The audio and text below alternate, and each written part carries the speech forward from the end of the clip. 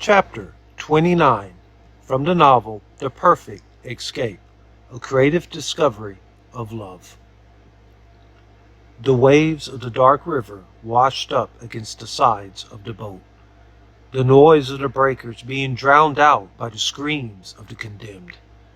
An ominous man, cloaked in a dark robe inside the boat, grabbed a long pole and pushed the boat off from the banks and into the murky current.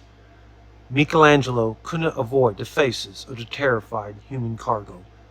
Beads of cold sweat ran down his face.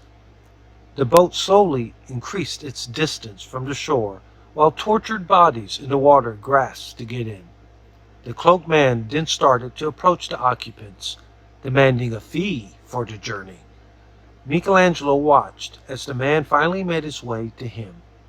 Michelangelo could see nothing but the cold embers of his eyes. Frightened, Michelangelo jumped into the swirling river, which he knew now to be the river Styx. The water chilled his body, and no matter how he tried to move forward, he could not. Michelangelo attempted to recover his willpower in the sea of hopelessness, only to feel the hooks of a grappling net sink into his skin.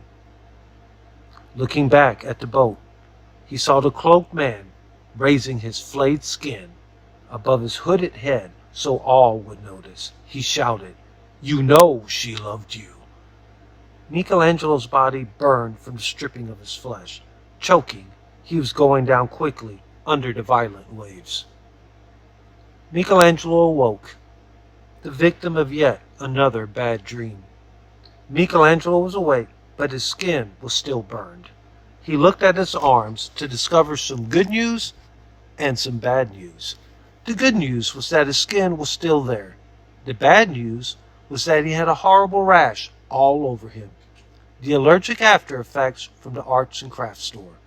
Moaning, Michelangelo got out of the recliner and searched for Leonardo, who was no longer on the pull-out couch.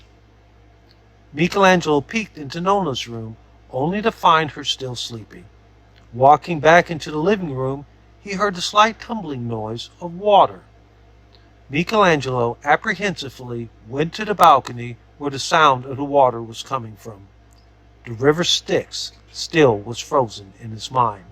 Walking onto the balcony, he saw that the large balcony closet was open, and Leonardo was sitting in front of a strange machine. It was a washing machine. Leonardo was covered with some strange powder all over his body, sitting on an ice pack in his underwear. Leonardo was painting, looking into the swirling water which was visible in the small oval window of the washer. "I know, you had one of those horrible dreams again," said Leonardo, finishing up his painting. Leonardo must not have slept long, having a number of finished paintings drying against the balcony rails. The paintings consisted of a variety of Nona's appliances in action. Michelangelo picked up one of the ceiling fans, which he found most interesting. "Horrible isn't the word. Haunting is more like it," said Michelangelo, referring to the dream. "I was caught in my own Judgment Day painting and experienced my skin being torn from my body. It was just like my skin self-portrait in the piece. Then the demonic man responsible for the flaying said those same words again that I heard in the portal." Leonardo picked up the painting of the washing machine and then, after studying it, added some of his well-known but peculiar equestrian figures to it. "That's it," said Leonardo. "It seemed that painting was a better recourse than the dream I had to endure. I was in my Madonna and Child with St. Anne painting, having my diaper changed by the Blessed Mother.